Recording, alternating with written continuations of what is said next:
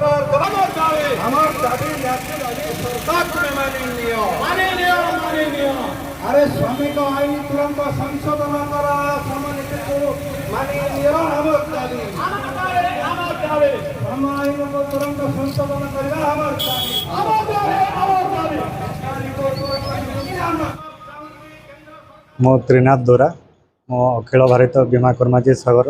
युग्म संपादक अच्छी आम ब्रह्मपुर डिविजन बीमा कर्मचारी संघर 32तम वार्षिक साधारण सम्मेलन ये आस्कासर अनुष्ठित करुच्छे। ब्रह्मपुर डिविजन हूँ आम ऑल इंडिया जो 112टा डिविजन अच्छी मध्य गोटे डिविजन लाइफ इंश्योरेंस कॉर्पोरेशन आज आम ब्रह्मपुर डिविजन में जी तृतीय चतुर्थ श्रेणी कर्मचारी अच्छा जो मैंने आम संगठन सदस्य आज तार वार्षिक सम्मेलन अनुष्ठित कर आज आ काली 2 दिन धरिक आस्का सहर सम्मेलन अनुष्ठित हम आमर मुख्य जो कार्यक्रम जो आलोचनार विषय चर्चार विषय आज सम्मेलन में होची जे भारतीय जीवन बीमा निगम को भारत सरकार घरेकरण करने लगी गत 17 मे 3.5% तार अंशधन बिक्री कर स्टॉक मार्केट रे आमे तार विरोध करुचु। आमर कहबार है ये भारतीय जीवन बीमा निगम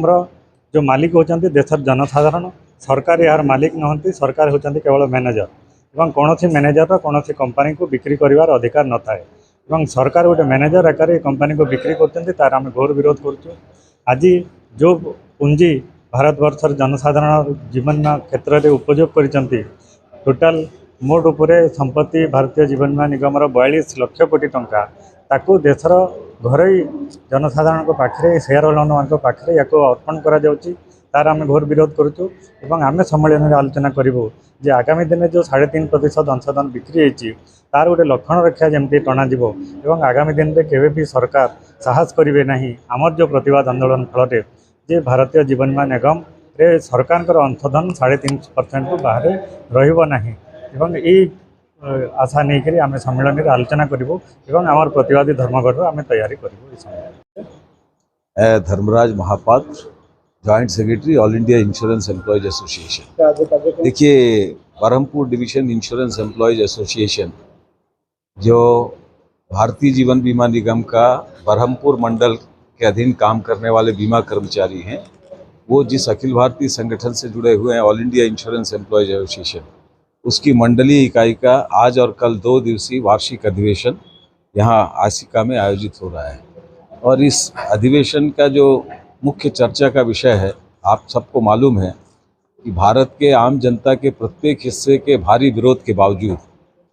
भारतीय जीवन बीमा निगम जैसी देश की ही नहीं दुनिया की सर्वोत्तम वित्तीय संस्थान का वर्तमान जो केंद्रीय सरकार है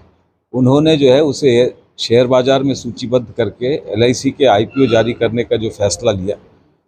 3.5% LIC का जो शेयर है उसका विनिवेश किया गया और 17 मई 2022 के बाद LIC के को शेयर बाजार में सूचीबद्ध करके LIC के शेयर का विनिवेशीकरण किया गया। हम समझते हैं ये देश की आर्थिक आत्मनिर्भरता की जो बुनियाद है उसके खिलाफ है और इसीलिए इस सम्मेलन की चर्चा का जो सबसे बड़ा विषय है वो ये है कि भारतीय जीवन बीमा निगम के शेयर का अब और कोई विनिवेश नहीं होना चाहिए।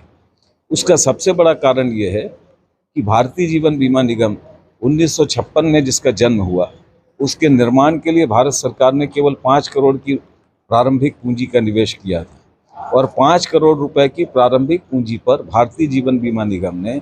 आज 42 लाख करोड़ रुपए से अधिक की परिसंपत्ति का निर्माण किया है। 28 लाख करोड़ रुपए से अधिक की जीवन निधि कोष का निर्माण किया है। भारतीय जीवन बीमा निगम देश के अधोसंरचना के विकास में 29 लाख करोड़ रुपए से अधिक की राशि का उसने निवेश किया है और देश में आज जो भी अधोसंरचना का विकास हुआ है उनमें कोई भी क्षेत्र ऐसा नहीं है जिसमें सार्वजनिक क्षेत्र की भारतीय जीवन बीमा निगम का पैसा नहीं लगा और ये जो पैसा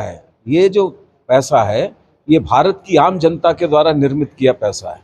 देश के जो 42 करोड़ से अधिक बीमा धारक हैं ये उनके निवेश से जो है ये पूंजी का संचय हुआ है। इसके निजीकरण या इसके विनिवेशीकरण का अर्थ होता है देश की जनता की संपत्ति को चंद निजी हाथों के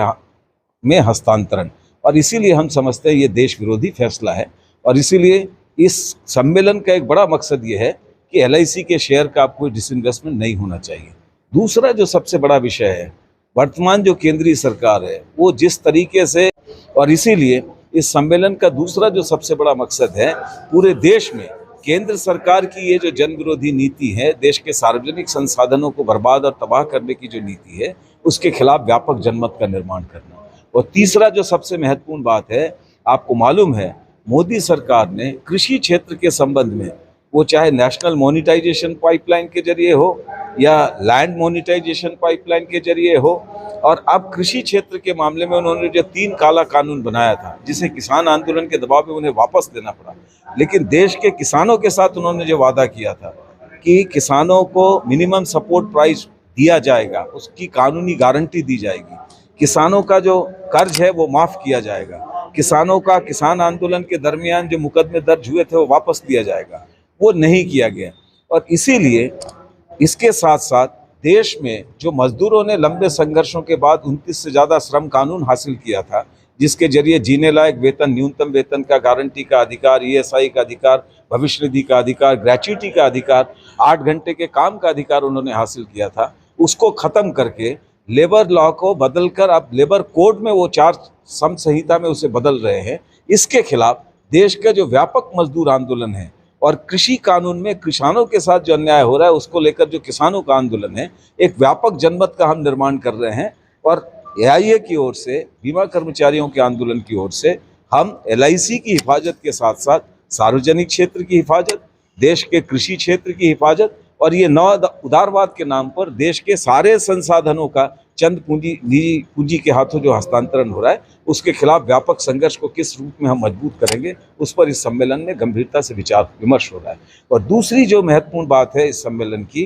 कि सरकार की नीतियों के खिलाफ जो गुस्सा है, उस गुस्से को भटकाने के लिए देश में ये जो सांप्रदायिक ध्रुवीकरण की कोशिश हो रही है, हम समझते हैं वो भारत की अनेकता में एकता की जो विरासत है, और जिस विरासत के आधार पर भारत बन पाया और दुनिया में भारत ने अपना ये जो विशिष्ट स्थान कायम किया है, उसकी सबसे बड़ी बुनियाद ही यही है कि दुनिया के सारे धर्म, सारी भाषा, सारी जाति और सारे किस्म की मान्यताओं को मानने वाले लोग भारत के अंदर रहते हैं, वही उसकी आत्मा है।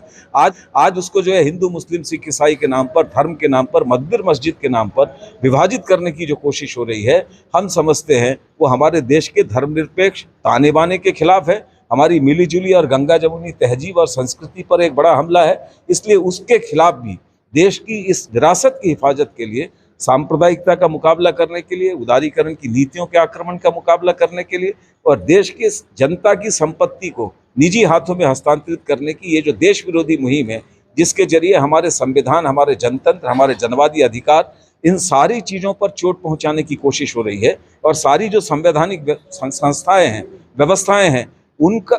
पर अतिक्रमण करके सरकार की नीतियों पर प्रश्न उठाने वालों को देशद्रोही, राष्ट्रद्रोही या देश विरोधी होने का जो तमगा लगाया जा रहा है, इस पूरी राजनीतिक मुहिम, राजनीतिक षड्यंत्र के खिलाफ देश के मेहनत कर जनता के व्यापक आंदोलन को विकसित करने के लिए, एका कायम करने के लिए हम इसमें विचार मंथन कर रहे हैं कि कैसे इस एकता को और ज़्यादा समृद्ध किया जाए।